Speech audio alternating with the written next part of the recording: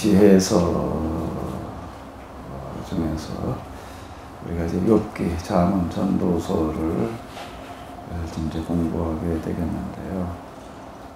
이 문학 장르 가운데 지혜서로 분류하고 있는 이런 책들이 이제 욥기, 잠언, 전도서인데 뭐가 지혜인가? 라고 하는 것들이 이제 주제가 되겠습니다. 성경을 좀 몇 구절 보도록 하겠는데요. 미가서 후에 1장 8절 첫 구절만 좀 한번 같이 보시도록 하겠습니다. 그렇기 때문에 나는 슬피 울며 통곡할 수밖에 없다. 나는 벌거벗고 맨발로 다니면서 여우처럼 슬프게 울고 타조처럼 눅눅 울 수밖에 없다. 미가서 1장 8절이 이제 되겠는데, 번역은 현대 성경으로 다 이렇게 해놨습니다. 개역도 내용은 전혀 다르지 않은데 이제 표현이 조금 좀 현대적인 표현이라고 생각되어져서 이 부분은 현대 성경으로 제가 지금 이렇게 올려놔 봤는데요. 그렇기 때문에라고 하는 것은 지금 이제 미가서 1장이 되겠는데, 이제 이스라엘이 망할 수밖에 없다라고 하는 어떤 이런 것들 이제 선언하면서 하는 그런 얘기가 되는 건데요. 그렇기 때문에 이스라엘이 망할 수밖에 없기 때문에라고 하는 그와 같은 뜻이 되겠습니다. 나는 슬피 울며 통곡할 수밖에 없다. 나는 벌거벗고 맨발로 다니면서 이건 뭘 얘기를 하는가 하면은 이제 이들이 나라가 망해서 종으로 끌려갈 때 상황들을 그대로 지금 얘기하는 건데요. 사실 벌거벗고 맨발로 끌려가는 겁니다. 그런데 어떻게 끌려가는 거죠? 여우처럼 슬프게 울고 타조처럼 묵묵할 수밖에 없다. 이제 나라가 망하고 가족들이 다 죽임을 당하고 붙들려가는 사람들이 지금 이러고 이제 끌려갈 것들을 이제 미리 내다보면서 이 미가는 자신의 심정을 그대로 이야기하고 있는데요. 이제 이 컴퓨터 성경에서 미가서 1장 8절을 놓고 이제 이 주석, 이제 반주를 치게 되면은 이제 그 연관된 구절들이 이렇게 쭉 뜹니다. 그 연관된 구절들. 일일이 다 성경 여기저기다 찾아본 건 아니고요. 뜬 몇 구절을 좀 이렇게 찾아봤는데, 이사야서, 그리고 에레미야서 연관된 구절들이 좀 이렇게 뜨는데요. 그 이후의 구절들을 이제 같이 한번 보시도록 하겠습니다. 그러므로 내가 야셀의 울음처럼 신마의 포도나무를 위하여 울리라. 헤스본이여 엘라알레여 나의 눈물은 너를 적시리니 너의 여름실과 너의 농작물에 떠드는 소리가 일어남이니라. 곧 그때 여호와께서 아모스의 아들 이사야에게 일러 가라사대 갈지어다 내 허리에서 비를 끄르고 내 발에서 신을 벗을지니라 하시매 그가 그대로 하여 벗은 몸과 벗은 발로 행하리라. 여호와께서 가라사대 나의 종 이사야가 3년 동안 벗은 몸과 벗은 발로 행하여 애굽과 구스에 대하여 예표와 기적이 되게 되었느니라. 이러므로 나의 요통이 심하여 임산한 여인의 고통 같은 고통이 내가 임하였으므로 고통으로 인하여 듣지 못하며 놀라서 보지 못하도다. 이러므로 내가 말하노니 돌이켜 나를 보지 말지어다. 나는 슬피 통곡하겠노라. 내 딸 백성이 패멸하였음에 인하여 나를 위로하려고 힘쓰지 말지어다. 내가 산들을 위하여 곡하며 부르짖으며 광야 목장을 위하여 슬퍼하나니 이는 그것들이 불에 탔으므로 지나가는 자가 없으며 거기서 가축의 소리가 들리지 아니하며 공중에서도 짐승도 다 도망하여 없어졌음이라. 이는 시온에서 곡하는 소리가 들려 이르기를 우리가 아주 망하였구나. 우리가 크게 수욕을 당하였구나. 우리가 그 땅을 떠난 것은 그들이 우리 주택을 헐었음이로다 하미로다.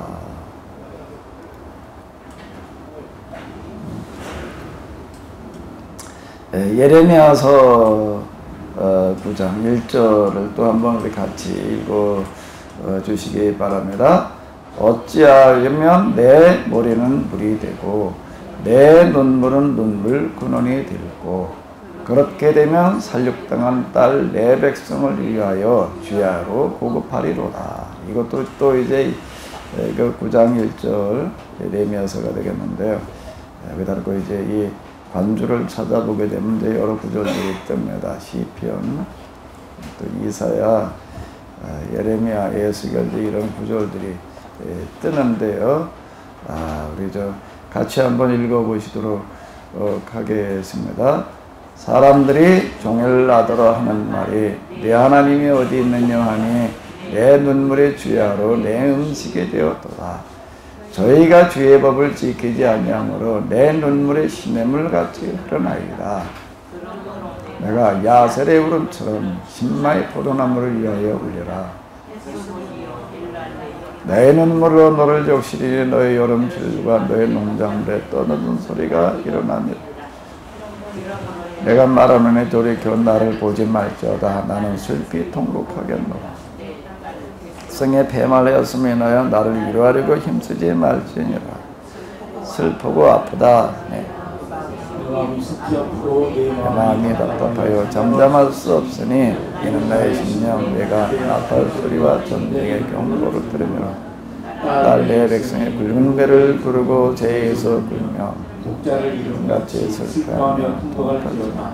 멸망시킬 자가 우리에게 올 것이며 딸 내 백성의 상하였으므로 나도 상하여 슬퍼하며 놀라움에 잡혔도다. 길라앗에는 유황이 있지 아니한가 그곳에는 의사가 있지 아니한가 아들 백성이 치료받지 못하면 어찌는고. 계속 이 연관된 구절들이 이어지게 되는데요. 좀 같이 읽어보시겠습니다.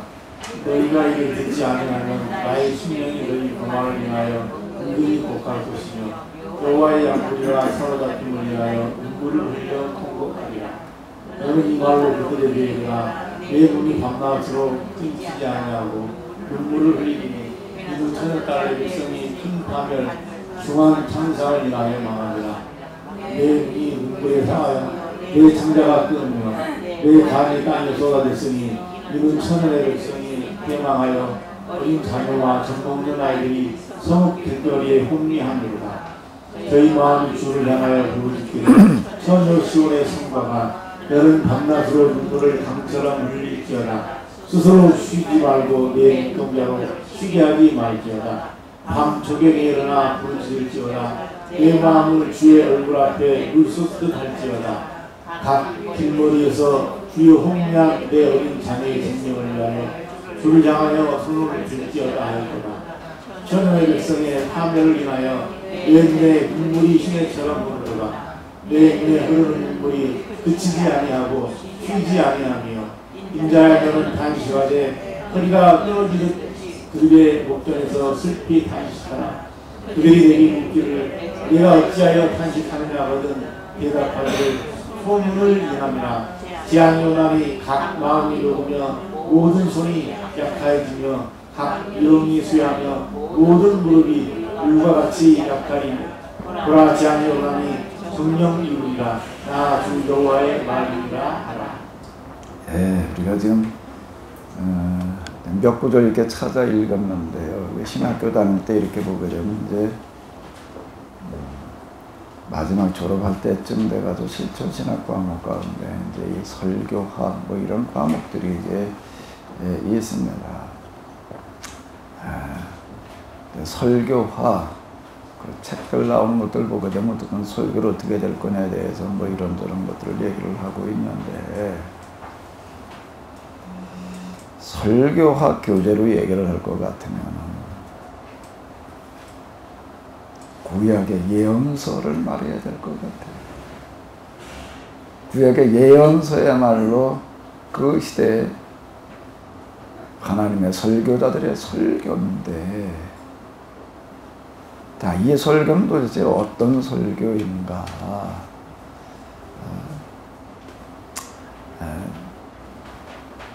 일단 뭐가 특징인가 하게 되면은 어찌하면 내 머리는 물이 되고 내 눈은 눈물 근원이 되고 그렇게 하면 살육당한 딸 내 백성을 위하여 주야를 곳곳하리로다.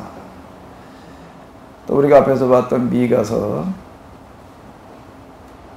1장 8절에서 그건 뭐라고 얘기를 하고 있다고요? 나는 슬피 울며 통곡할 수밖에 없다. 나는 벌거벗고 맨발로 다니면서 여우처럼 슬프게 울고 타조처럼 목노할 수밖에 없다. 자, 예언자 치고 이런 심정을 가지지 않고 설교한 사람들은 하나도 없습니다. 예언자들의 어떤 그 공통점인데요. 그럼 도대체 이런 것도 우리가 이제 어떻게 이해를 해야 될 것인가? 제가 지난주에 욥기를 어떻게 해석을 해야 될 거냐라고 할 때 지혜문학의 관점에서 지금 해석에 들어가고 있는데 지혜문학 그 장르 말고 영성문학이라고 하는 이런 장르로 좀 우리가 봐야 되지 않느냐라고 이제 제가 좀 언급을 했었는데, 자, 이 영성문학, 영성의 시각으로 본다는 게 뭐가 어떻게 된다는 건가? 이걸 조금 좀 한번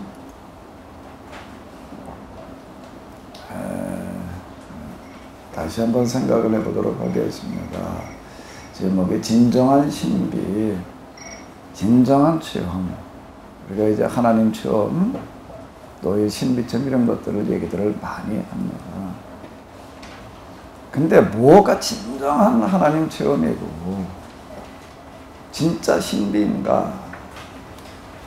이걸 좀 한번 구분을 해가지고 보도록 하겠습니다. 유사신비, 유사체험이라고 하는 게 있는데요. 세상에는 어떤 게 있는가 하게 되면 항상 그 모조품, 유사품 비슷한 거가 있는데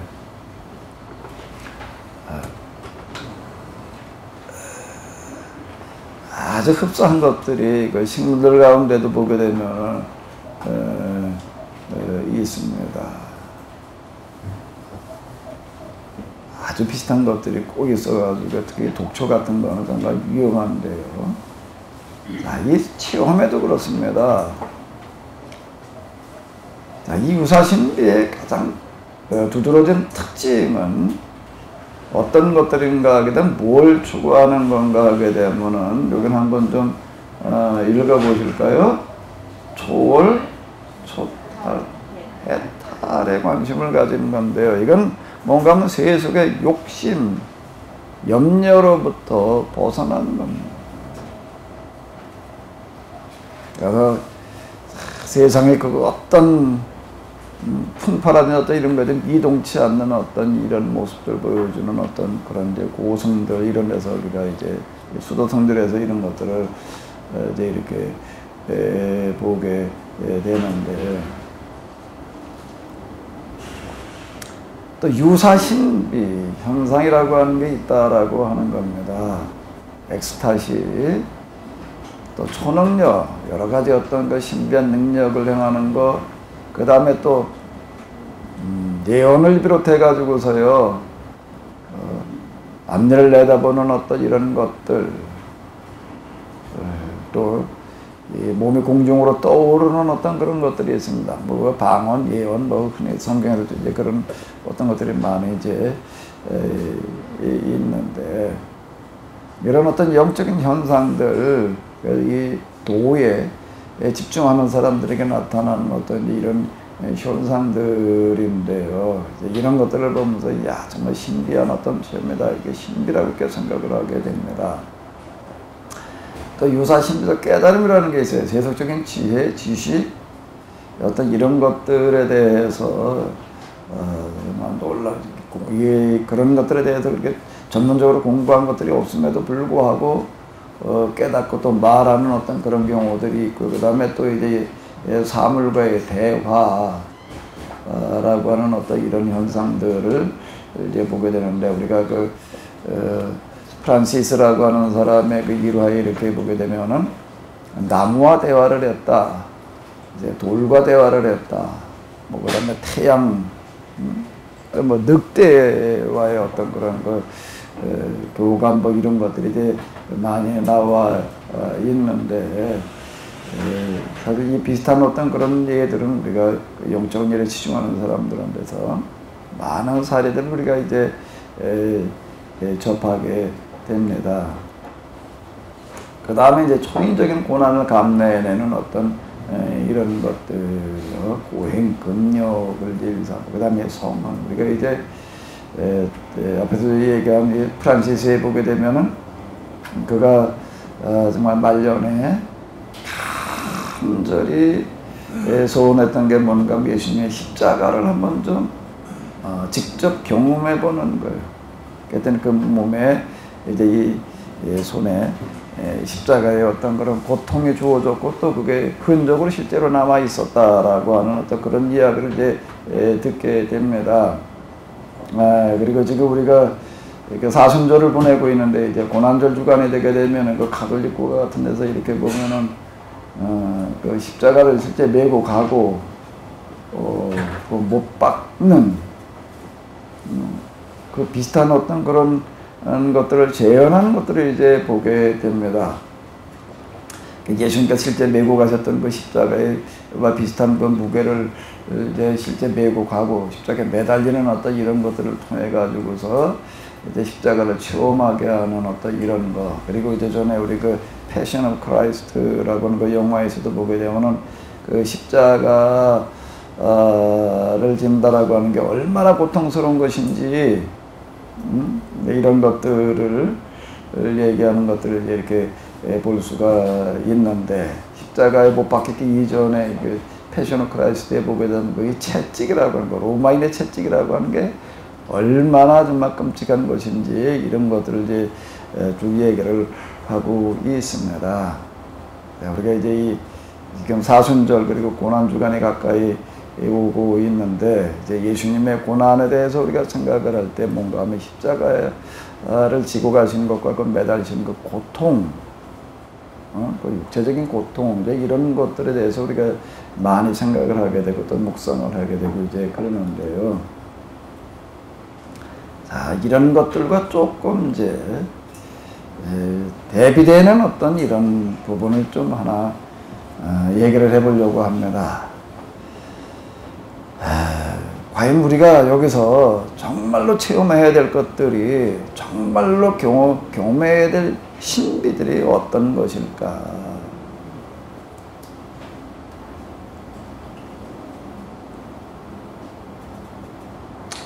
이 부분은 제가 그 40개월 기도하는 동안에 일어났던 어떤 이런 것들을 기초로 해가지고 일당일차는 경험이었고요. 그 다음에는 이제 그 영성서적들을 읽어 내려가면서 제가 그 영성서적으로 다시 한번 이제 정리해 나가던 어떤 이제 그런 것들이 되겠는데요. 진정한 신비, 진정한 하나님 체험은 어디에 있는가 하면 하나님의 존재 상태의 체험. 이게 진정한 신비다. 이렇게 좀 얘기를 할 수 있을 것 같은데요. 자, 이 부분은 뭔가 하면은 실제 경험 속에서 일어나는 하나님, 가장 높은 곳에 계시는 하나님, 가장 높으신 하나님. 자, 이렇게 우리가 이제 이야기들을 하는데, 근데 그 하나님의 실제 그 하나님을 경험을 할 때 나타나는 현상은 우리가 저 하늘 어디에 아주 신비한 어떤 그런 어떤 그 상태에 있는 그런 상태에서 또 하나님을 체험하는 게 아니라 어디서 체험한다는 거예요? 요 구절을 한번 요단 읽어봐 주실까요? 저라고 하는 가장 낮은 곳에서 하나님을 체험하게 되더라 라고 하는 거예요. 하나님이 계신 자리가 어딘가 하면 가장 낮은 자리. 하나님이 거룩하심이라고 하는 어떤 이런 것들, 거룩함이라고 하는 단어, 우리가 그 헬라에서도 그렇고 이 거룩함이라고 하는 그 단어, 바리새라고 하는 그 단어도 그런데 이건 뭘 염두에 두고 거룩함이라고 이렇게 얘기를 하는 거 구분입니다. 세상적인 것과 속된 것과 구분된다라고 하는 어떤 이런 거예요. 그러니까 바리새는 구분한다는 뜻이고 바리새인과 구별된 사람, 세상 속된 것과 구분된 사람이다라고 하는 그와 같은 뜻이 되겠는데요. 그런데 이 하나님의 거룩하심이라고 하는 어떤 이런 것들, 하나님 체험 가운데에서요, 가장 신비로운 상태는 하나님의 거룩하심 체험이 되겠는데, 다시 우리 거룩하신 하나님, 뭐 성경에서 많이 대하게 됩니다. 뭐가 거룩한 건지 이게 참 가늠하기가 쉽지 않은데, 제가 좀 이렇게 한번 정리를 해봤습니다. 어디에 참여요? 대상, 반대 일치. 자, 이게 무슨 얘기가 되는가 하게 되면은 이제 구별이 아닌 반대적인 대상과 반대의 대상과 구분이 아닌 참여와 일치라고 하는 거예요. 거룩함이라고 하는 거가요. 그래서 제가 이걸 경험하고 나서 비로소 제가 이해한 게 뭔가 하면 예수님의 탄생의 자리가 마국간 말구이였다라고 하는 거가 뭘 말하는 건지를 내가 비로소, 물론 그전에도 그냥 예수님께 가장 낮고 천한 자리로 오셨다, 그냥 이제 이렇게만 막연하게 생각을 했던 건데요. 거기가 어딘가 하면 하나님이 계시는 자리다라고 하는 거예요. 하나의 상징이 아니고요. 그냥 상징이 아니고. 그러니까 하나님을 만나야 될 자리, 하나님이 계시는 자리는 어딘가 하게 되면은 가장 낮은 자리다라고 하는 겁니다. 그러니까 가장 낮은 곳이 곧 어디라는 얘기가 되는 거예요?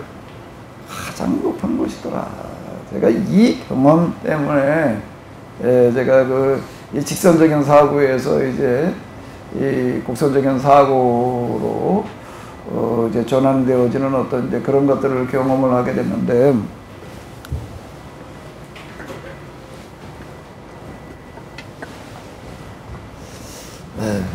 사실 우리가 하나님에 대해서 이렇게 들어본 적이 없기 때문에요. 이 경험이 일어났을 때 이게 굉장히 혼란스러웠습니다.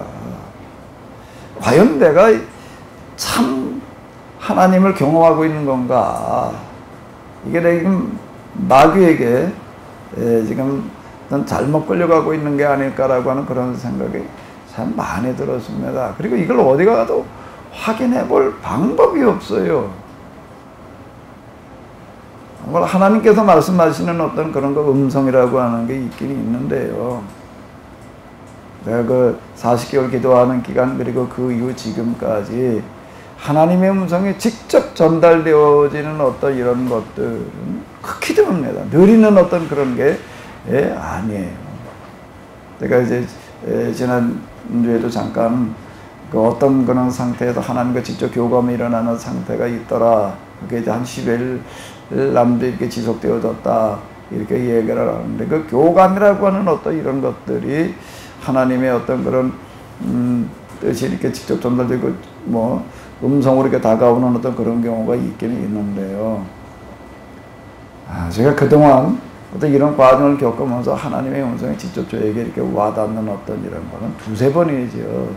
그렇게 그냥 빈번하게 일어나는 어떤 이런 게 아니더라라고 하는 겁니다. 그럼 예언자들이 하나님의 말씀은 코아마르 야훼라고 선언하는 거는 그러면 어떻게 되는 거냐? 그들에게 계속 그런 말씀이 그냥 그렇게 문자적으로 주어지는 게 아니냐라고 이제 이렇게 생각이 되어져서 이제 축자 영감설 우리가 이제 이런 생각들을 하게 됩니다. 이게 이제 선언되어진 말씀대로 문자 그대로 그들에게 전달되어서 그들은 그냥 말한 게 아니냐라고 이제 이렇게 생각을 하게 되는데, 그들이 코아마르 야훼라고 이렇게 얘기하는 어떤 이런 부분들, 그 영감, 감동 이런 부분들이 있는데, 그거는 문자적으로 전달되어지는 경우가 경우에 따라서 있을 수 있습니다. 그런데 그건 극히 제한되어지는 거고요. 극히 제한되어지는 거고, 뭐가 그들에게 주어지는가 하게 되면 그들이 지금 메시지를 선포하는 상황에 대한 하나님의 심정이 주어지는 거예요. 감정이 주어지는 거예요. 그게 지금 우리가 아까 찾아 읽은 나는 여우처럼 슬피우고 타조처럼 녹놓아 울 수밖에 없다라고 하는 어떤 이런 그러니까 하나님의 심정과 마음을 가지고서 그걸 얘기를 하는 게 문자적으로 전달되어지는 어떤 이런 게 아니더라. 이게 여호와께서 가라사대라고 이런 상태를 이제 우리가 그냥 이제 직접 경험해 보지 않고 예언서도 읽기만 할 때는 이제 추정으로다가 이제 이렇게 생각을 하게 되는데 그 상태에서 전달되어지는 것은 경우에 따라서 제한적으로 문자적으로 주어지는 경우가 있어요. 근데 그거는 극히 작은 부분이고요. 많은 부분은 뭘 가지고 얘기를 한다고요? 하나님의 심정과 마음, 그 감성에 전달되어져서 그 하나님과 교감이 일어나는 상태가 어떻게 되어지는가 하게 되면 초기에는요. 문자적인 교감이 일어납니다. 지금 우리가 소통을 하는 데 있어서는요. 뭐 가지고 할 수밖에 없는가 하게 되면은 언어를 통해서 제가 여러분들에게 제가 이렇게 전달할 수밖에 없습니다. 언어라는 방식이 아니고서는 어떻게 전달을 해요. 그런데 아주 가까운 사람 같은 경우에는 이제 어떻게 되는가 하게 되면은 이제 부부가 평생 살다 보게 되면은 뭐 그냥 이런저런 구구한 말할 거 없이 그냥 같이 있기만 해도 그 어떤 느낌이라고 하는 게 전달되어지잖아요. 그러니까 뭐 이거저거 뭐 말할 것도 없이 그냥 손만 가만히 잡고 있어도 그 어떤 느낌으로다가 전달되어지는 어떤 이런 것 모양으로요. 하나님과의 교감이라고 하는 게 이제 일어나는 이 단계들을 이렇게 보게 되면은 언어라는 형식으로 전달되어지기도 하고요. 또는 꿈, 환상, 뭐 어떤 이런 걸로다가 이제 전달되어지기도 하고 그러는데 그건 이제 초기에 나타나는 어떤 그런 현상이고요. 아주 깊은 교감은 그걸로 나타나는 게 아니라 비언어로 나타납니다. 비언어로 전달되어져서요. 제가 이제 그 과정에서 이렇게 설명을 드릴 때 하나님과 시선이 마주치는 하나님과의 대면이라고 하는 게 어떤 걸로 다가오는가 하게 되면 처음에는 시선이 마주치는 걸로 다가오는 거고요. 그 다음에는요, 뭘로 다가오는 거죠? 시선이 그럼 늘 마주치는 상태로 진행되어지는 것이 아니라 느낌이라고 하는 거예요. 느낌으로 하나님의 뜻이 전달되어져 와요. 느낌으로. 그 다음에는요, 그것까지도 사라지고 그 다음에는 뭔가 하게 되면은 마음으로라고 하는 어떤 이런 게 되어지는데 예언자들이 지금 얘기하는 어떤 이런 것들은 문자적으로 이렇게 전달되어져 가지고 선언하는 어떤 그런 형식이 아니라 마음으로 전달되어져 가지고서요 하나님의 심정과 하나님의 마음을 하나님의 감정을 가지고서 지금 얘기를 한다. 라고 하는 겁니다. 그래서 거기에 그들의 그 문화적인 경험, 언어적인 어떤 그런 표현력 이거에 따라서 이제 이렇게 표현이 되게끔 되어져 있는데요. 그러니까 지금 이건 뭐가 진정한 체험이고 진정한 신비감 하나님의 어디를 경험하는 거라고요? 존재 상태. 여기가 진정한 신비다라고 하는 겁니다. 자, 그 다음에 이것은요, 하나님을 어디서 만나는가 하게 되면은, 제일 낮은 곳에서, 제일 천한 곳에서, 하나님을 경험을 하게 됩니다. 하나님 경험이 이렇게 일어나요. 그것이 무엇으로 이어지는가 하게 되면요, 자, 요 문장을 한번 읽어 주시기 바랍니다. 세속의, 어디요? 고요, 고자는 높은 고자가 아니고, 무슨 고자죠 이게? 쓴맛을 말하는 겁니다. 잘 힘든 고통을 말하는 거예요. 그 다음에 뭐예요? 세상의 어떤 상태요? 최악의 상태에 대한 경험으로 이어지게 된다 라고 하는 겁니다. 진정한 신비는 멀리 있는 게 아니라요. 이제 반대일치 제가 이렇게 얘기를 하는데 자, 여기에도 체험이 되어진다. 이 반대일치, 하나님을 제일 낮은 곳에서 제일 천한 곳에서 경험을 한다라고 했을 때, 그리고 그게 멀리 있는 게 아니라 가장 가까이 있는 어떤 이런 것들이 일어날 때 이게 이런 식으로 하나님에 대한 어떤 하나님의 신론 이런 데서도 이렇게 얘기하는 어떤 그런 거는 없더라고요. 이게 굉장히 혼란스러운데 이걸 어디 가서 어떻게 확인을 해야 되는가, 이게 다른 경험이라고 하는 걸 뭘로다가 알 수 있는가라고 하는 거예요. 이게 참 어려운 일이었습니다. 어려운데 제가 그에 대한 확증은 이걸로 찾은 거예요. 지구본이 제 안내자 역할을 해주었습니다. 지구본. 그는 자꾸 이렇게 직선으로 이렇게 생각을 했는데, 이걸 보게 되면 이 세상은 어떻게 만들어져 있는 거예요? 이게 구로 만들어져 있다라고 하는 거고요. 우리가 살고 있는 위성인 이 지구뿐만이 아니라 우주 자체가 우주가 무한하게 넓다라고 이렇게 얘기를 하는데, 이건 요즘 이제 어떤 과학자들, 천체 물리학자들이 하는 어떤 그런 이야기가 이제 되는 건데, 우주 속에는 직선이라고 하는 건 존재하지 않는다는 거예요. 곡선만 있다라고 하는 겁니다. 단지 우리에게 직선처럼 느껴지고 있을 뿐이지 직선은 존재하지 않는다. 제가 아주 누구나가 다 알 수 있는 상식적인 어떤 그런 지식이, 자연과학에서 우리가 들을 수 있는 그런 지식이 저한테 어떤 역할을 해줬는가 하게 되면은, 제가 경험하고 있는 이 영성의 경험이 이게 진정한 체험인지 아니면 잘못된 체험인지를 제가 스스로, 이거 어디 가서 제가 확인받을 곳이었기 때문에요. 확인받을 곳이었기 때문에 제가 이제 이 자연과학의 지식을 가지고서 제가 이걸 스스로 확인을 한 겁니다. 그래서 내가 이런 과정을 거치고 난 다음에 제가 하는 이야기가 있습니다. 영적인 세계나 자연과학의 세계나 다르지 않다. 원리가 같다. 제가 이제 이런 이야기를 그 이후 이렇게 하게 되는 거고, 지금 저희가 이 목회자들 재교육 과정에서 저희가 이제 커리큘럼을 이렇게 짤 때 신학서적 한 5, 60권, 한 50여 권 남지, 그러면서 거기에 인문학과 그리고 그걸로 끝나지 않고 자연과학까지 여기다가 좀 이제 넣어가지고 자연과학 서적들도 한 20여 권을 좀 이렇게 보려고 그러는데, 그건 왜 그런가 하게 되면 바로 제가 이런 경험 때문에 그렇습니다. 우주 공간 속에는 직선이라고 하는 거는 없는 거예요.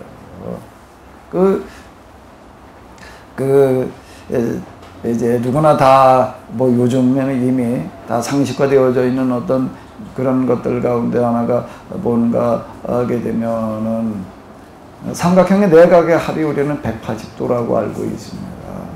사실 우리가 여기서 지상에다가 삼각형을 그려놓고도 잰다라고 하게 되면 아무리 크게 그려놓는다라고 하더라도 180도로 나올 거예요. 그 지상에서는 그런데 우주 공간에다가 좀 더 넓게 그려놓고 잰다라고 하게 되면은 180도에다가 플러스 크기 알파라고 하는 게 더해진다라고 하는 겁니다. 이건 아인슈타인이 한 얘기였다라고 이렇게 얘기를 하는데, 처음에 이런 말 할 때는 사람들에게 믿지를 못하는 거예요.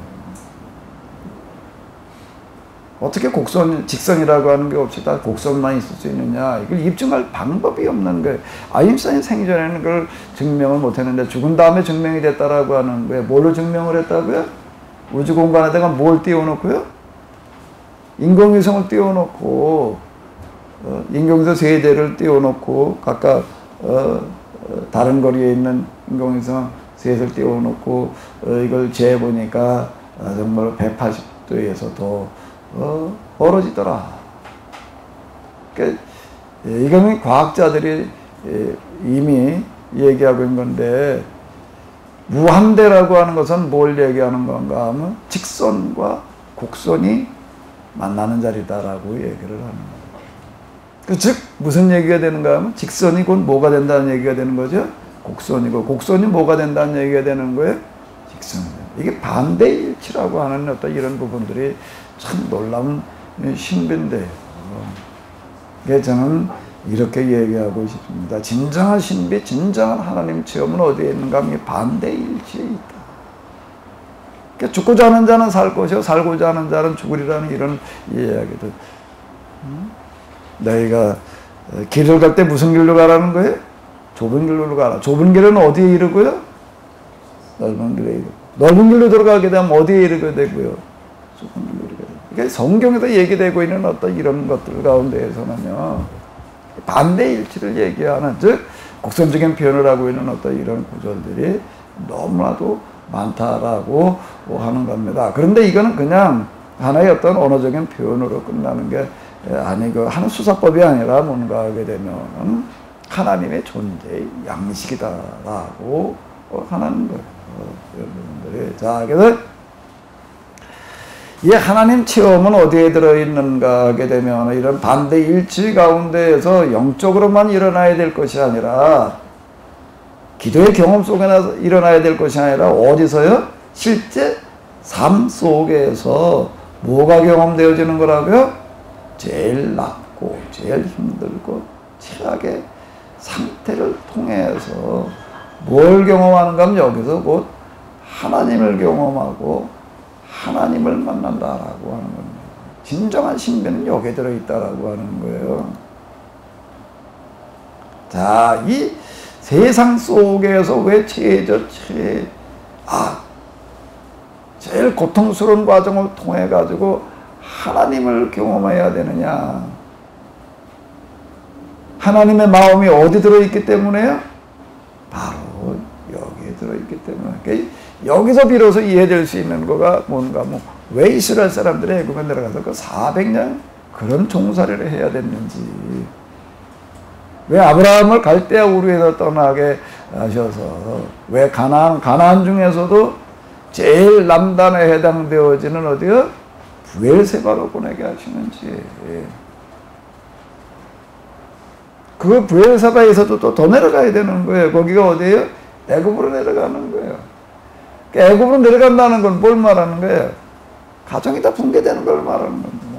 이제 애굽으로 내려가면서 뭐라고 해야 되는가? 아내를 불러놓고 이제 우리는 서로 부부라고 그러지 말고 뭐라고 그러자는 거예요? 오늘이라고 그러자는 거예요. 이런 일들이는, 이런 경험들이 무엇을 말하는가? 아브라함의 그런 그 부르심의 경험이라든지 어떤 이런 거. 그리고 그 후손들이 이삭, 야곱, 그리고 그 후손들이 이제 어디로 내려가는 거예요? 애굽으로 내려가는 거예요. 애굽에 내려가서 뭘 하는 거예요? 400년 동안. 그러니까 애굽이라고 하는 것은 어디를 얘기를 하는 거면 세상을 얘기를 하는 거예요. 세속을 얘기를 하는 거예요. 그러니까 아브라함이 애굽으로 내려가는 거, 이스라엘 사람들이 애굽으로 내려간다라고 하는 것은 뭘 말하는가 하면 세상에서 겪을 수 있는 최고 고통스러운 고자, 제일 쓴맛을 여기서 보는 거고요. 최악의 상황으로 내려가는 거. 거기서 뭘 경험해야 되는가 하면 하나님을 경험해야 된다라고. 그러니까 하나님을 경험하는 자리다라고 하는 거예요.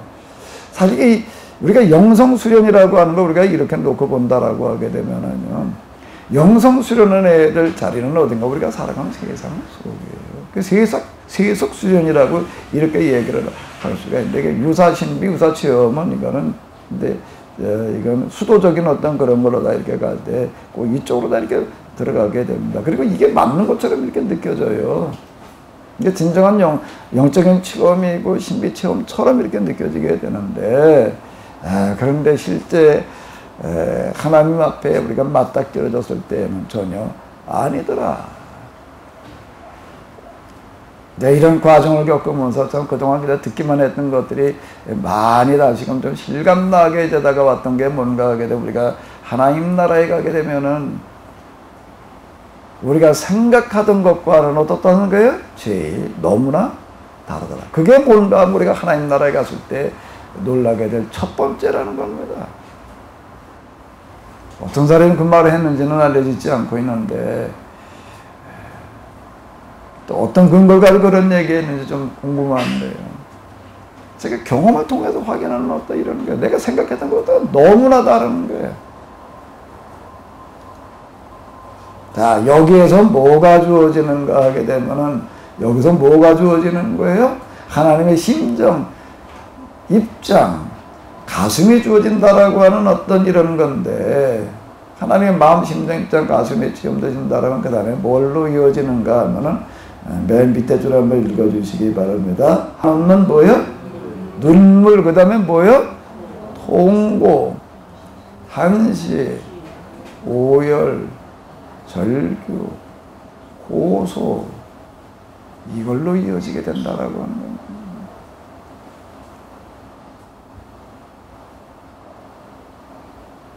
자, 이게 하나님 체험이에요.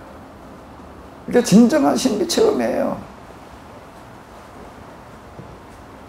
이걸 경험하고 났을 때, 이렇게 경험하고 났을 때, 제가 이제 성경을 읽어 내려갈 때 전혀 다르게 보이더라는 건 지금 이게 보였다는 얘기가 됩니다.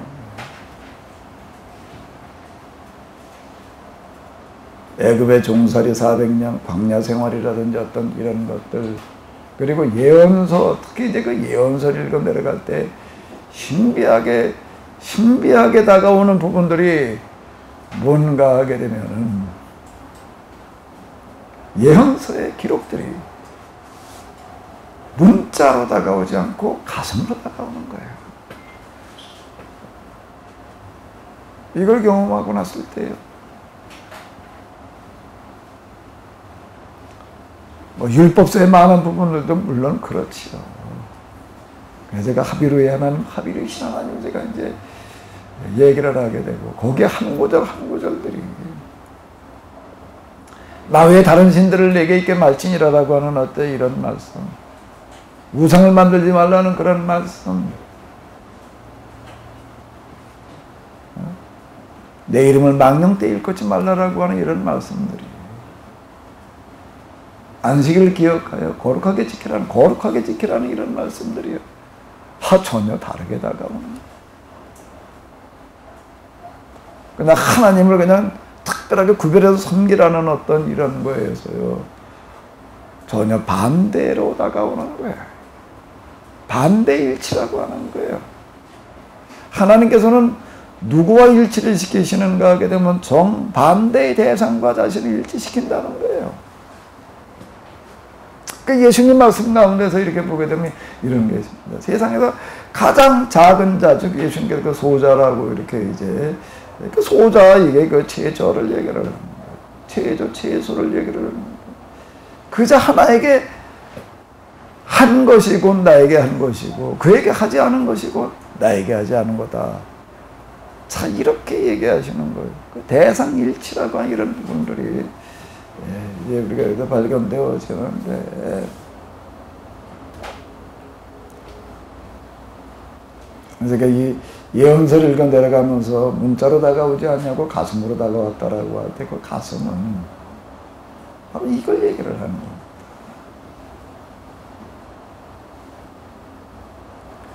율법서를 써놓은 것도 그렇고요. 예언서도 그렇고, 그 하나하나 한 구절 단어 하나 점 하나가 핏자국이 아닌 게 없더라라고 하는 거예요.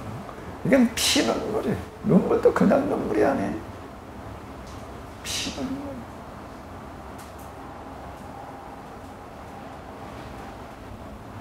여기서 나타나는 현상이 뭔가 하면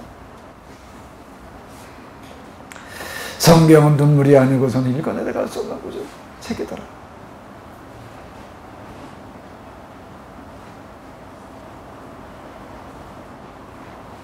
예언서를 이해하게 되는 건가요? 호세아서를 읽어 내려가고 미가서를 읽어 내려갈 때 그게 가슴으로 다가온다는 거는 뭘 얘기를 하냐면, 내가 미가의 가슴, 호세아의 가슴이 되어지는 거예요. 거기서 그게 해석이 되어지는 거더라고요.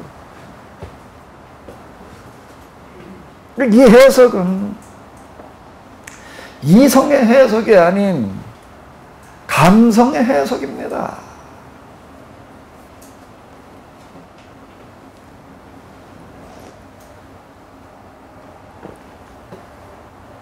그동안 우리는 신학을 이성적인 신학으로 전개해 왔습니다.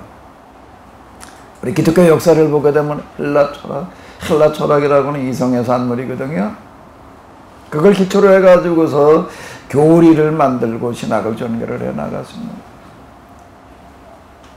거기서 이성적인 이해라고 하는 거가 이제 신학의 기초를 이루어 왔습니다. 이성이 아니고, 이성의 산물인 철학, 그 철학의 그 논리가 아니고서는 어떻게 우리가 신학을 전개할 수 있느냐라고 이제 이렇게 생각이 되어지는데, 자, 그런데 이게 이 헬라 문화와 다른 편에 서 있는 히브리 문화라고 하는 곳에는 뭐가 들어가 있는가 하면 여기는요, 이성적인 접근이 아닌 감성적인 접근이다라고 하는 거예요. 성경이 이성적으로 다가오고 이성으로 해석되어지는 게 아니라 감성으로, 가슴으로 다가오는 거예요.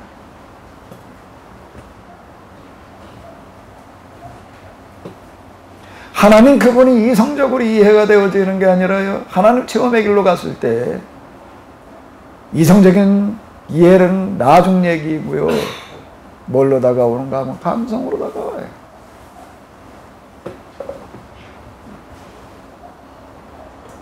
감성적인 체험과 더불어 그 다음에 이해가 뭘로 이해가 되어지는가 하면 이성은 나중 얘기고 감성으로 이해가 되어지는 거예요. 가슴으로 이해가 되어지는 거예요. 어린 나이에 부모를 이성으로 이해를 하려고 해봐요. 한계가 있습니다. 근데 그 부모가 뭘로 이해가 되어지는가 하면 내가 자식을 낳아서 키우면서 숱한 자식 때문에 숱한 속을 썩어보면서 비로소 그 다음에 그 부모가 뭘로 이해가 되어지는가 하게 되면 가슴으로 이해가 되어지는 거예요. 왜? 내가 똑같은 걸 이제 비슷한 걸 겪어보니까 아, 부모의 심정이라는 게 이런 거였구나. 우리 엄마 아버지가 날 이렇게 키운 거였구나.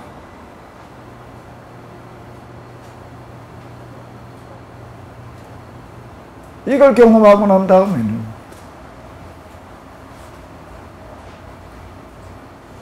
그 부모가 다르게 다가오게 됩니다.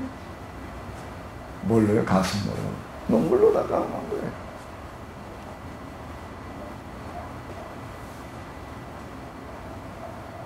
여기는 뭐가 되어지는가 하면 그 이해라고 하는 어떤 이런 거가 눈물의 이해고 통곡의 이해고 단식, 가슴의 이야기들이 되는 거예요. 가슴의 언어들이 되는 건데요. 지금 내가 이제 내 구절 불러놓아서 우리가 먼저 읽었던 것들이고 이걸 얘기를 하는 겁니다. 자, 이거가 뭐가 되는가 하게 되면은 이런 가슴의 언어들, 가슴의 체험들이 뭐가 될 수 있는가 하게 되면 또 뭐가 되어야 되는가 하게 되면은 뭐예요? 영성문학이라고 하는 하나의, 자,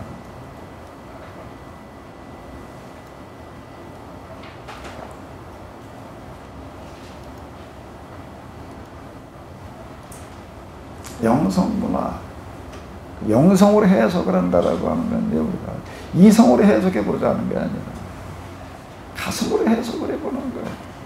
감성의 해석이요. 감성 해석은 주관적인 어떤 뭐 이런 거라고 이렇게 얘기를 할 수가 있는데요. 근데 물론 주관은 주관이에요. 그 주관 중에도 뭐가 있는가 하면 공통분모라고 하는 건 있습니다.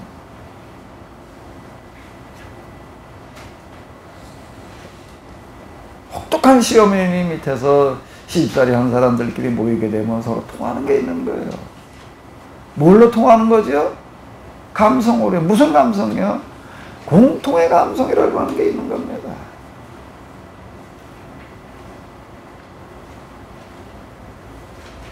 남편 잃고 혼자 힘들게 살아간 사람들 다 주관적인 삶으로 살았죠. 그런데 만나게 되면 서로 통하는 게 있는 거예요.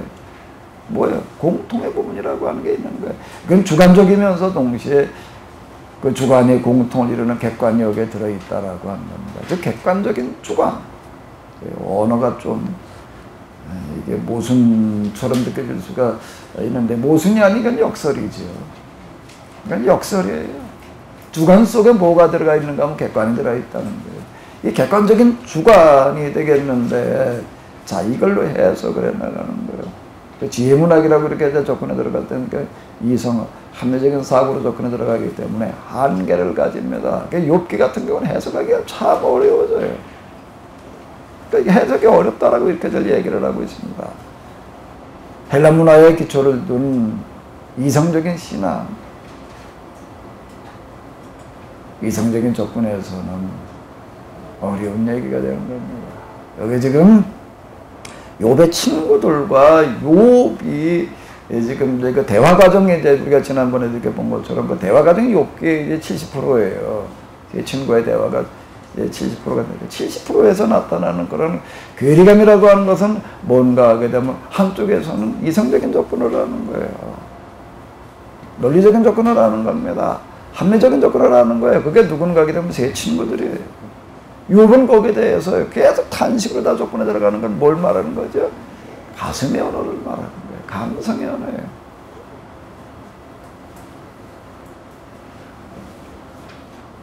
이걸 우리가 염두에 두면서요, 이제 한번 욥기로 들어가 보도록 하겠습니다. 1장과 2장까지는 우리가 이제 지난주에 읽었고요. 이제 3장으로 넘어가 보겠는데요. 현대 성경보다는 새 번역이 여기 좀 많은 부분이 좀 이제 좀 도움이 되는 것 같아가지고 자 이제 3장으로 넘어가서 한번 읽어보시도록 하겠습니다. 좀 3장을 같이 읽어주시기 바랍니다. 드디어 욥이 말문을 열고 자기 스님이 조종하면서 울부짖었다.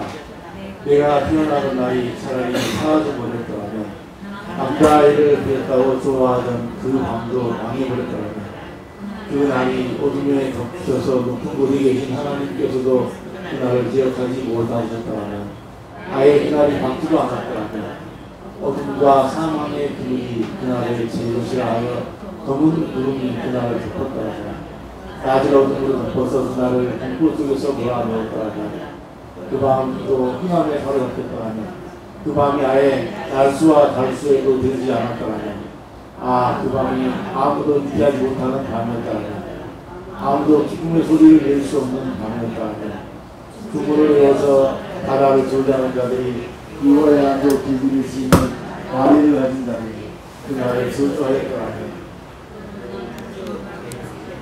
그 밤에는 새벽 별들도 빛이 들어서 날이 밝기를 기다려도 밝기를 않고 동트는 것도 볼 수 없었더라면 좋았을 어머니의 배가 열리자 내가 태어나지 않았어야 하는 건데 그래서 이 고난을 겪지 않아야 하는 건데 어찌하여 내가 보기에서 죽지 않았던가 어찌하여 어머니 배에서 나오는 그 순간에 죽지 않았던가 어찌하여 나를 무릎으로 걸었으며 어찌하여 어머니가 나를 품에 안고 저들을 물렸던가 그렇게만 하지 않았더라도 지금쯤은 내가 편히 누워서 잠들어 쉬고 있을 텐데 지금은 폐허가 된 성읍이지만 한때 그 성읍을 세우던 세상의 왕들과 부왕들이 없게 잠들어 있을 텐데 물과 으로 지은 가득 채운 그 홍구석과 함께 잠들어 있을 텐데 깎여된 핏덩어리처럼 살아있지도 않을 텐데 햇빛도 못 본 핏덩이처럼 베었을 텐데 그것은 악한 사람들도 더 이상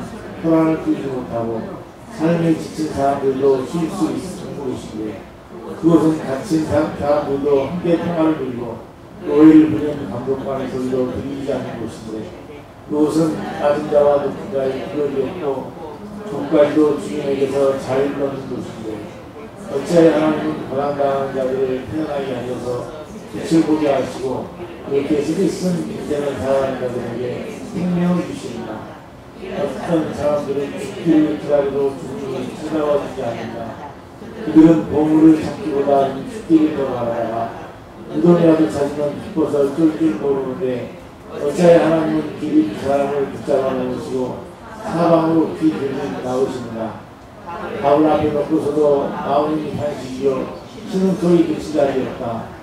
마침내 그렇게도 두려워하던 일이 밀어닥치고 그렇게도 무서워하던 일이 다가오고야 말았다.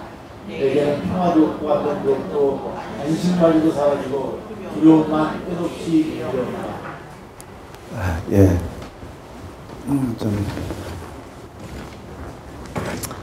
다시 이걸 가지고 좀 한번 우리가 생각을 해보도록 하겠습니다. 욥기 1장 8절 또 2장 3절인가에서 하나님께서 거듭 욥을 평가하시는 말씀 속에 보게 되면 그와 같이 순전하고 정직하여 정직하며 하나님을 경외하고 악에서 떠난 자가 없느니라.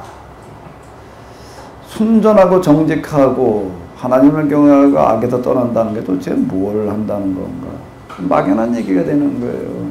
근데 그 구체적인 신뢰들은 어디 들어있다고요? 구체적인 신뢰가 어디 있다고요? 욥기 29장과 그리고 어디요? 31장에 있다는 겁니다. 그런데 부연 설명, 구체적인 설명이 이제 거기 들어있는 건데, 자, 그러면 이제, 그렇게 살았던 그 요 의인의 고난이라고 우리가 흔히 이제 이야기를 하는데, 인류 역사 이래로 풀리지 않는 의문이 있습니다. 의인의 고난을 뭐라고 설명할 거냐는 거예요. 이걸 다루고 있는 이걸 다루고 있는 책을 뭐라고 얘기를 하는가 하면 지혜서로 분류하는 거예요. 욥기는 지혜서의 대표적인 그런 책이에요. 지혜문학의 대표가 욥이에요. 인류 역사 이래로 등장한 어떤 이런 의인의 고난이라는 문제를 다루기는 책들이 많은데 욥기만큼 이제 이 문제에 대해서 아주 적나라하게 다루긴 그런 책이 없기 때문에 욥기 그렇게 되면 지혜문학의 이제 한 표본으로다가 이렇게 꼽히게 되어지는데, 자, 이걸 어떻게 해석을 할까? 합리적으로 접근을 해가지고서는 답이 안 나오는 겁니다. 한쪽을 맞춰놓으면 한쪽은 꼭 안 맞아요. 양쪽을 다 맞출 방법이 없는 거예요. 이 직선사고로 접근해 들어가서 이 합리적인 사고는 직선사고거든요. 감정적인 사고가 곡선의 사고고요. 자, 이게 맞출 방법이 없는 건데, 그럼 여기 그와 같이 순전하고 정직하며 하나님을 경외하고 악에서 떠난 자라고 하는 그 평가는 뭘 얘기를 하는가 하게 되면은 29장 31장에서 나오는 것처럼 세상에서 살아갈 수 있는 가장 어떤 삶을 살아가는 거죠? 모범적인 삶을 사는 거예요. 모범적인 삶을 사는 어떤 이런 것들을 지금 이야기를 하는 겁니다. 근데 이 모범적인 삶을 살려고 애쓰고 몸부림치는 사람에게 그걸 가르쳐서 이제 흔히 우리가 의인이라고 얘기를 한다고. 이 세상에서 그와 같이 순전하고 정직하며 하나님을 경외하고 악에서 떠나는 그 삶을 살려고 하는 사람들에게 어떤 일이 일어나야 되는가, 또 어떤 일이 일어나는가라고 하는 어떤 이런 것들을 다루는 거가 이제 지혜문학인데, 자, 욥기에서는 이걸 지금 어떻게 얘기를 하고 있는가, 그렇게 애쓰고 그러고 있던 그에게 무슨 일이 일어나는 거예요? 한순간에 재산이 다 날아가는 거예요. 또 그 다음에 가족을 잃는 거예요. 10자식이 한꺼번에 몰살당해요. 그 다음에 또 그걸로 끝나지 않고 뭐가 찾아와요? 질병이 찾아오는 거예요. 그 다음에 또 뭐가 찾아오는 거죠? 온 세상의 조롱거리, 웃음거리. 자, 이런 상태가 찾아왔다라고 하는 겁니다. 자, 이게 이제 제가 지난번에 얘기한 건 물극필반, 반대일치라고 하는 어떤 이런 것들을 이제 설명할 때, 즉, 이 세상에서 우리가 능동적으로 모범적인 삶을 살려고 하는, 그리고 그 애쓰고 노력하는 거에 극단은 어디에 도달하는가 하게 되면은 욥기에서 얘기하는 것처럼 반대에 도달을 한다라고 하는 거예요. 그래서 그는 어디로 내동댕이 채워지는 거예요? 완전 밑바닥. 최악의 상태로다가 내동댕이 채워지게 되어지는데. 자, 그럼 이거는 어떻게 이해를 해야 될 것인가? 자, 근데 우리는 이렇게 지금 접근해 들어갑니다. 구원은 행함으로 받는 게 아니라 뭐로 받는다? 믿음으로 받는다. 그건 뭐 우리 아주 개신교인들에게는 아주 그냥 아주 뇌리에 박혀 있는 제일 첫 번째 조항이에요. 제일 첫 번째 조항이 이제 우리는 뭔가 하면 구원은 행함으로 받는 게 아니라 믿음으로 받는다. 그럼 행함과 믿음이라고 하는 거는 뭐예요? 이번에 우리가 이제 지난 월요일 날 루터의 로마서 강의를 가지고 공부를 했습니다. 그 책이 굉장히 두꺼워요.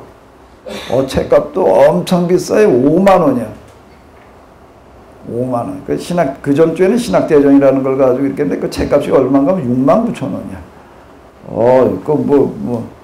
그건 뭐 책임 물론 좀 크고 두껍기도 하지만은 그 가격을 뭐 가지고 매겼나 하고 생각을 해봤더니 내용을 가지고 매긴 것 같더라고요.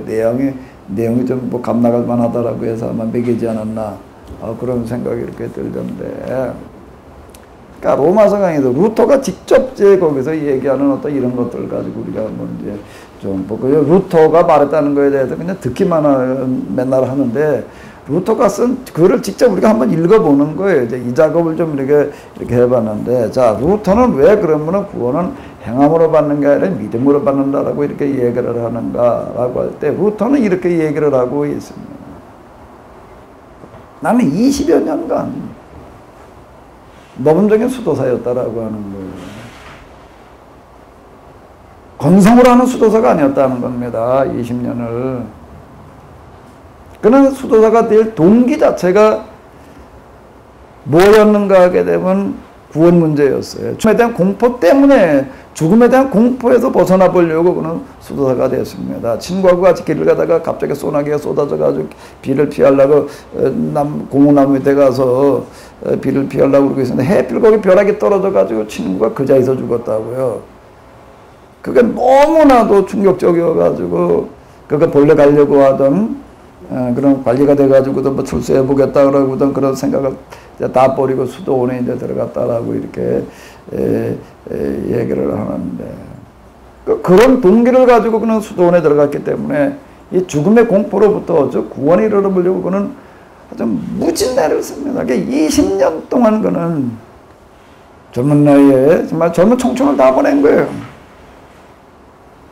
그런데 그게 해결이 안 되는 거예요. 그때 그도 요구하고 있는 수도의 행위, 지금 이걸 얘기를 하는 거, 다 해봐도 안 되더라. 다 해봐도 안 되더라. 실천해서 그랬고, 그 다음에 뭐가 있었는가, 그게 이제 죄 사함을 받는 프로그램이 있었습니다. 그 구해성사를 비롯한 속죄 프로그램들이 있었는데, 그 속죄 프로그램도 일종의 하나의 또 이제 그 고행, 수도의 차원이 돼가지고 그 이제 순례가 들어있고 뭐 이제 그렇습니다. 이런 것들 다 해도 해결이 안 되더라. 그러다 결국은 이제 로마서를 가지고 그 구절 1장 17절 가지고 그 씨름한 못한 그런 구절을 읽어보니까 정말 그거 하는 구절을 가지고서요. 얼마나 그 수없이 정말 그 구절을 가지고 또 묵상을 하고 또 생각을 하고 또 접근을 하고 그런. 그러다가 그가 도달하는 곳은 결국에 가서는 뭔가 하게 되면 자기 구원이라고 하는 이런 거가 이 행함 실천이라고 하는 거 이걸 가지고 율법 가지고 되는 게 아니라 뭐였구나? 믿음이었구나라고 얘기를 하는 건 믿음이라고 하는 것은 여기서 얘기를 한다면 이 단계를 얘기를 하는 거예요. 여기를 얘기를 하는 겁니다. 여기에 체험을 말하는 거예요. 자, 그러니까 이거는 능동적인 정화라고 얘기를 한다면은 그 능동적인 정화는 뭘 가지고 완성이 되어지는가? 뭘 가지고 완성이 되어지는 거예요? 수동적인 정화를 가지고 완성되어지는 겁니다. 근데 왜 로마서에서 이 해답을 얻는가? 왜 로마서, 성경에 많은 책들은 왜 로마서에서 이 해답을 얻는가라고 하게 되면, 로마서를 쓴 바울 자체가 어떤 사람인가 하게 되면은, 히브리인 중에 히브리인, 유대인 중에 유대인, 또 그가 그 지파로서는 무슨 지파예요? 왕가요. 사울이 속해 있던 그와 같은 베냐민 지파. 그리고 율법의 공부로 얘기를 한다면 가말리엘 문화생이었다. 그리고 그가 그렇게 고백을 하고 있습니다. 나는 실천으로는 내 열심히 특심했다. 그래서 그가 뭘 위해서 그렇게 애쓰고 몸부림치는가? 의에 이르러 보려고, 즉 구원에 이르러 보려고 무진애를 쓰는데 이게 안 되는 거예요. 그래서 그가 어디서 이 부분이 해결이 되어지는 거예요, 이제요? 어디서 해결되어지는 거죠? 다메섹 도상에서. 그 다메섹 도상이라고 하는 거, 사도 바울에게 있어서 다메섹 도상이라고 하는 것은 뭘 얘기를 하냐면, 능동적인 실천, 바꿔 얘기를 하면 정화라고 하는 것은 내 안에서 죄를 씻어내는 어떤 이런 것들을 정화, 퓨리피케이션인데요. 깨끗하게 한다는 뜻이에요. 그 정화라고 하는 것은 뭘 말하는가 하게 되면 실천을 말하는 겁니다. 윤리 도덕의 실천을 얘기를 하는 거예요. 윤리 도덕 그 이상의 실천을 얘기를 하는 건데, 그 실천의 정점은 거기에 다메섹 도상인 거예요. 거기서 그가 그리스도를 만나요. 그리스도를 만나고 난 다음에 가가지고서 비로소 이제 그가 추구하던 문제가 해결이 되어지는 거예요. 이게 내 노력만 가지고서는 안 된다는 거예요. 이건 하나님의 도우심이 아니고서는 안 된다. 이제 그게 수동적인 정화, 하나님의 도우심을 얘기를 하는 건데, 그 능동적인 정화 실천의 정점에서 어디에 도달하는가 하게 되면 수동적인 정화, 하나님의 도우심으로 넘어가는 겁니다. 그 이전 이게 없이 사도 바울에게 있어서 이 다메섹 도상이라고 하는 건 있을 수가 없는 얘기가 되는 거예요. 그래서 그는 이 정점이라고 하는 거, 하나님의 도우심이라고 하는 건 뭔가 하면 하나님의 자리에 도달을 하는 거예요. 그러니까 하나님의 자리라고 하는 거가 어딘가 하게 되면 이게 굉장히 초면하죠. 이게 정말 당혹스럽습니다. 혼란스러워요. 여기도 하나님을 만나는 거라고 전혀 느껴지지가 않아요. 뭐가 잘못된 길로 접어들었다라고 하는 생각만 좀 들죠, 이게요. 이게 처음에. 여기가 하나님을 만나는 자리예요. 그러니까 하나님을 만나러 가는 길은, 그러니까 뭐가 하나님을 만나러 가는 길이 되는 거죠? 뭐가 철로역정이에요. 철로역정, 우리가 그 존 버니에 쓴 철로역정은 다시 써야 돼요. 그럼 캐톨릭이라고 하는 그런 그 관점에서 써놓은 건데요. 하나님을 만나러 가는 길, 철로역정이라고 하는 그 정점은 어디인가 하게 되면 내 실천적인 노력의 정점을 말하는 겁니다. 진인사예요, 진인사. 이거는 이미 영성적인 뭐 이런 거 얘기하기 이전에도 이미 우리가 세속적인 지혜 가지고서 얘기를 하는 진인사, 사람이 할 도리를 다 해야 되는 거예요. 그 다음에 하늘이지. 수동적인 정화라고 하는 건 하나님의 도우심과 은혜라고 하는 거는 뭔가 하면 사람이 할 바를 다 할 때에. 그럼 이제 이렇게 그 사람이 할 바를 어떻게 다 할 수가 있느냐? 어떻게 다 할 수가 있느냐? 이건 상대적입니다. 사람에 따라서 이건 다 달라요. 어느 절대적인 기준치를 만들어 놓고 이렇게 해야 된다라고 얘기할 수는 없어요. 사람마다 다 길이 다르고 타고난 환경이 다르고 체력이 다르고 정신력이 다르기 때문에. 그런데 하나 분명한 것은 그 사람이 할 바를 다 해야 된다. 그 다 해야 하는 그 부분까지도 하나님께서 도와주신다. 그때 선행, 은총, 먼저 행하시는 하나님의 도우시는 은혜가 있다라고 이제 이렇게 또 얘기를 하고 이제 그러기는 하는데요. 선행, 은총이라고 하는 것도 내가 가만히 있는데 저절로 와서 되어지는 건 아니에요. 내가 하려고 하는 그곳에 하나님의 선행, 은총이 임하는 거지요. 그것도 없는 곳에 하나님의 은총이 임한다. 그러면 이게 논리적인 모순이 되는 겁니다. 자, 그러니까 율법으로 행함으로 구원받지 못한다라는 그 얘기 속에는 무슨 얘기가 되는가 하면 율법 행함이라고 하는 게 필요 없다는 이야기가 아니라 다른 어떤 거라면은 몰라도 하나님 면전, 하나님의 자리에 도달하는 것은 구원에 이르는 어떤 그런 것들은 인간적인 노력만 가지고 되는 게 아니다. 하나님의 도우심으로 가능하다라고 하는 그런 얘기가 되는 건데, 자, 그러면 율법의 단계는 여기에 단계예요. 여기에 단계고, 믿음의 단계라고 하는 것은 율법과 분리된, 율법과 상관없는 실천과 행동과 행함과 상관없는 믿음이 아니라 행함과 믿음은 연장선상에 놓여 있는 거다라고 하는 겁니다. 행함 다음에 믿음이 오는 거지요. 율법 다음에 복음이 오는 거지. 그러니까 이스라엘 역사 다음에 교회사가 오는 거예요. 그러니까 예수님은 율법과 예언자를 완성시키러 오셨다. 폐하러 온 게 아니다. 그거 소용없는 게 아니다라고 하는 겁니다. 자, 그 얘기다라고 하는 겁니다. 지금 이 얘기가 되는 거예요.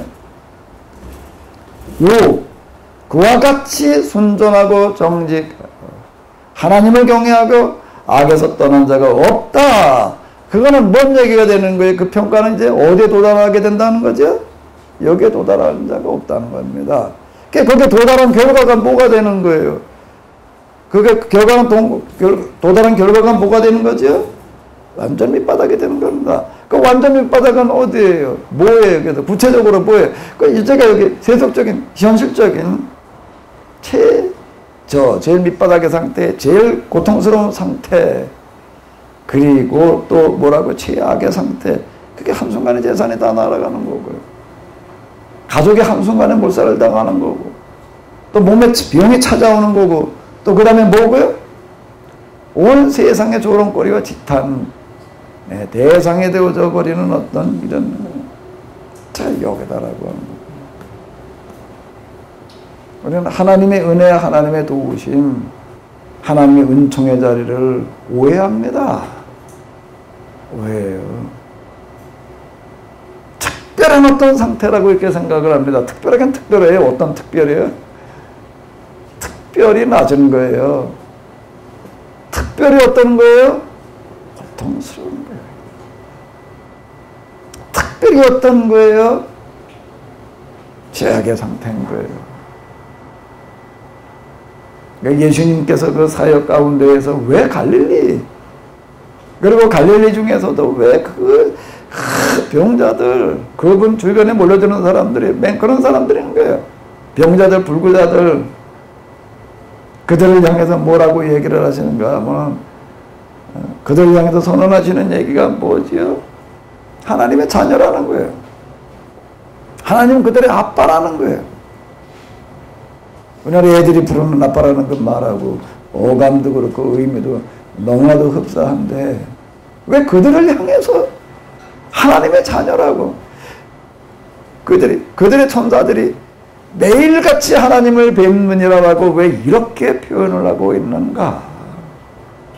하나님 나라에 가장 가까운 사람은 이 세상에 살아가는 사람들 가운데에서, 이 세상을 살아가는 사람들 가운데에서 어떤 사람들인가 하면 제일 힘든 삶을 살아가는 사람들이라는 거예요. 하나님 나라에 가까운 사람들은요. 어리석은 부자의 그런 창고에 쓸 것들을 가득 모아놓고, 이제 내 평생 대대손손이 정말 이제 호화롭게 살기에도 충분할 만큼 모아놓았다. 이제 그리고 이제 좀 먹고 마시고 좀 놀자. 부자가 나소리에 나오는 그 부자와 같이 그런 삶을 다 살기에도 충분한 것 많았다. 그럼 뭐라고 해요? 그건 어리석다는 거예요. 그러나 한순간도 살아있을 가치가 없단 말이에요. 내가 오늘 밤 내 생명을 취하겠다. 자, 이렇게 얘기를 하시는 거예요. 자, 왜 이 능동적인 실천의 정점에 서 있는 사람들에게 이런 완전한 밑바닥 체험인가 하게 되면, 이 세상을 살아가고 있는 사람들의 대부분은 어디에 놓여 있기 때문에요? 여기에 놓여 있는 거예요. 이 삶을 살아가는 거예요. 그 삶을 살아가는 사람들 가운데에서도 맨 밑바닥을 경험을 해야 되는 거예요. 자, 지금 욥기 3장은 그 이야기가 되는 거예요. 이걸 읽어 내려갈 때는 6개 3장이라고 하는 거가 어려운 이야기가 아니에요. 욥기 1장 2장에도 욥이 보였던 반응, 세상이 날아갔을 때, 자식이 죽었을 때 주신 자도 누구예요? 여호와시오. 취하신 자도 누구니? 여호와시니.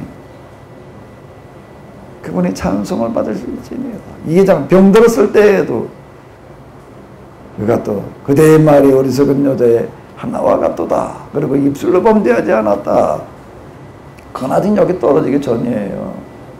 근데 여기 떨어지고 나니까 어떻게 되는 거예요? 아, 이거는 뭔가 하면 영혼에 대한 마취 없는 수술이에요.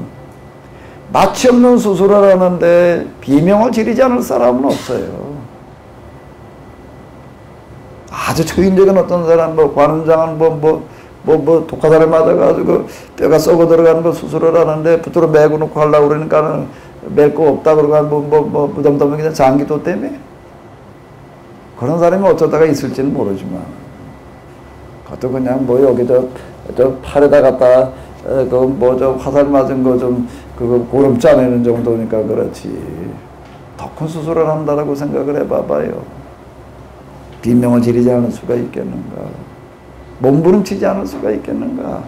자, 이제 뭐가 시작이 되어지는가 하게 되면은 이제 여기에서 뭐에 이제 하나님 체험, 하나님 체험은 뭘로 다가온다고요?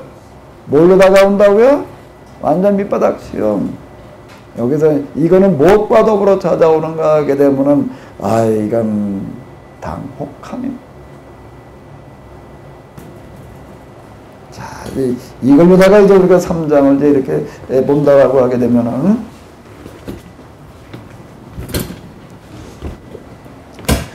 입술로 범죄하지 않으려고 하던 욥은 그 입술의 대상이 그래도 밖으로 가지 않아요. 누구에게로 가는 거죠? 자기에게로 가는 거예요. 뭘 저주를 하는 거예요? 이 저주라는 단어가 여기에 나오는데요.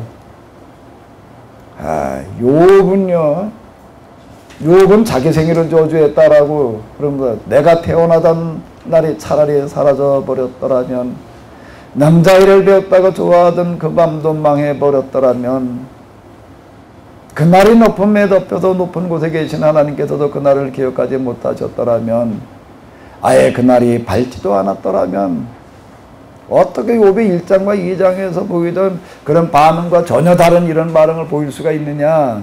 이걸 뭐라고 설명을, 합리적으로 설명이 어려운 거예요. 욥은 이렇게 얘기를 하죠. 제가 이걸 처음 경험할 때는요, 이 저주라고 하는 게 여기서 경험되어지는 어떤 이런 건데요. 제가 이걸 처음 경험할 때는 무슨 저주인가 하게 되면요, 나에 대한 저주가 아니라요, 모든 것에 대한 저주예요. 내 바깥에 있는 모든 것에 대한 저주예요. 사람들에 대해서도 그 이전에 누구 중보기도 어쩌고 저쩌고 해가지고서 이렇게 좀 기도하던 어떤 그런 것들 속에서 이제 이런 것들이 이제 그전에는 그냥 앉아서 그저 무덤덤하게 기도할 때는 누군 내가 좀 그래도 기도해주는 사람들 떠올리면서 그 사람들에게 좀 어떻게 하나님의 은혜가 임하기를 어떻게 도와주시기 이르고 기도하던 거가 뭘로 한순간에 바뀌어지는가 하면 온갖 저주, 온갖 욕설, 원난 내 속에 그런 악독한 저주와 그런 추악한 욕설이 내 입에서 나오리라고는 생각지 못했어요. 내가 이거 얼마나 놀랐는지 몰라요. 이거 처음 경험하면서. 이거 내가 이거 완전히 악령을 받았나 보다 말이에요. 악령을 받지 않고도 내 입에서 어떻게 그런 저주가 나와. 어떤 그런 욕설. 난 그렇게 욕을 해본 적이 없어요. 애들 때 이 새끼 저 새끼 하는 정도는 이렇게 그것도 그렇게 심하게 그랬던 건 아닌 것 같아. 내가 초등학교 그때 이제 가장 한 동네에서 가장 가까이 지냈던 친구 여기 제 어떻게 하다 보니까 제 아파트 아주 가장 가까운 거 초등학교 교장으로 있다가 이제 얼마 전에 은퇴를 했는데 그 지금 만나서 이렇게 얘기하다 보게 되면은 서로 몇 년 동안 앞뒷집에서 그냥 맨날 학교도 근데 같은 반이니까 맨날 같이 다니고 그랬는데 서로 욕설을 주고받은 적이 한 번도 기억이 안 나요. 그런데 이게요, 이 밑바닥에 떨어지고 나니까는요, 이게 도대체 뭘 생각만 하면 욕설, 온갖 저주, 이걸 어떻게 할 수가 없어,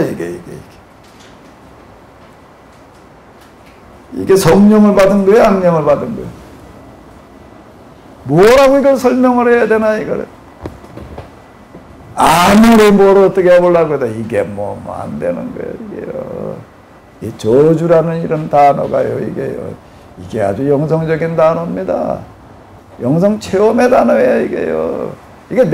이게 뭐가 되는가 하게 되면 이제 여기서 하나님 체험의 자리인데요. 이거 하나님 체험? 뭔 체험이 이게 하나님 체험?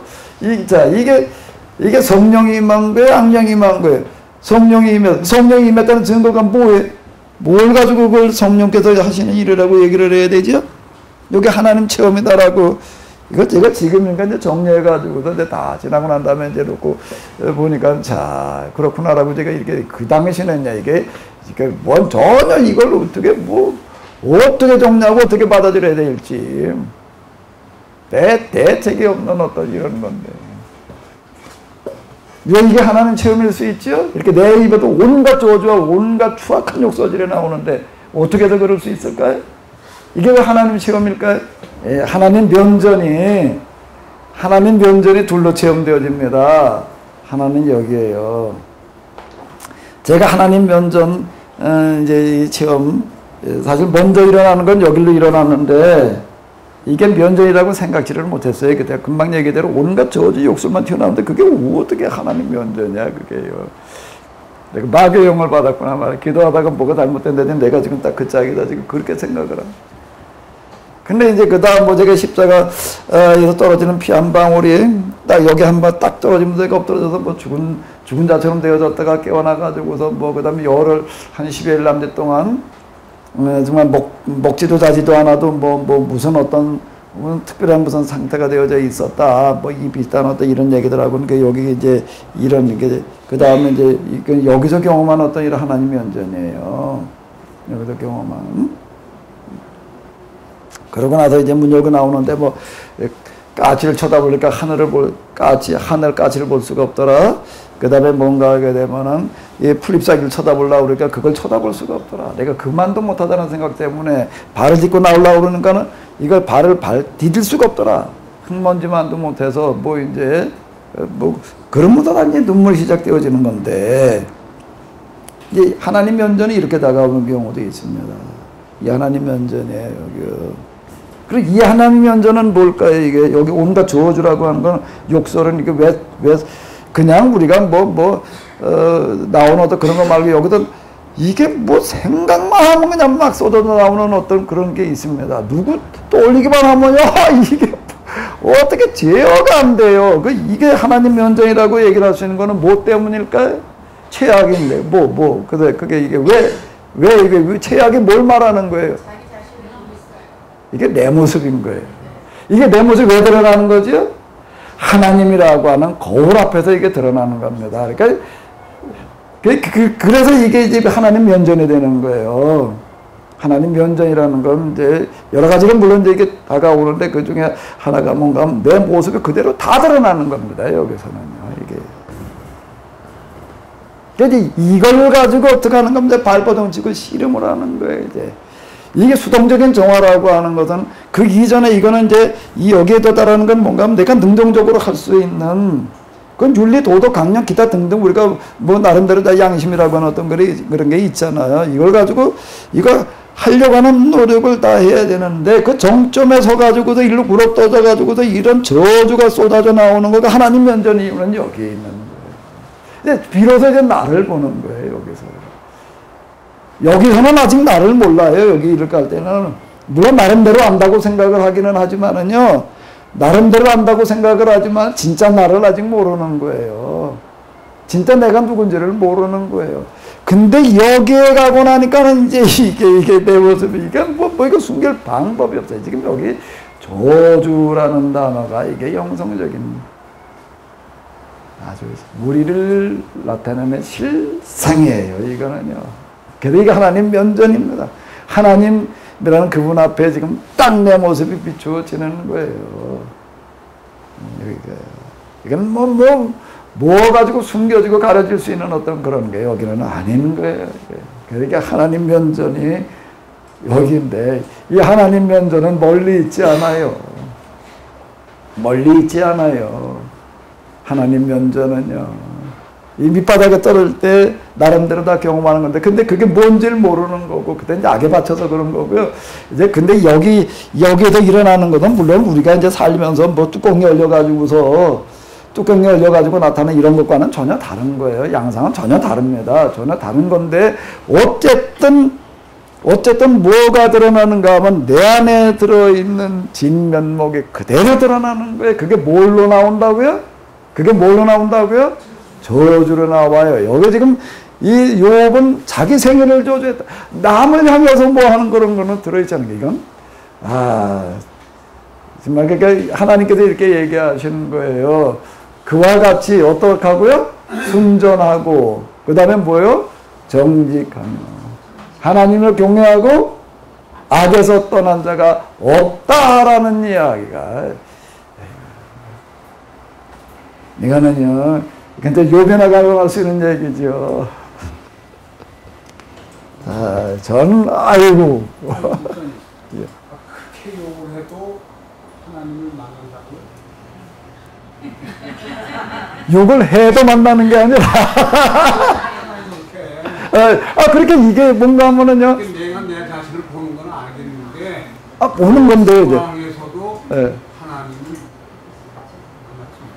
자, 그럼 이제 한번 이제 우리 목사님이 의사라고 생각을 해봐요. 의사고 이제 애를 갖다가 수술을 하는데 무슨 수술을 한다고요? 마취 없는 수술을 하면은 그 애가 어떻게 할까요?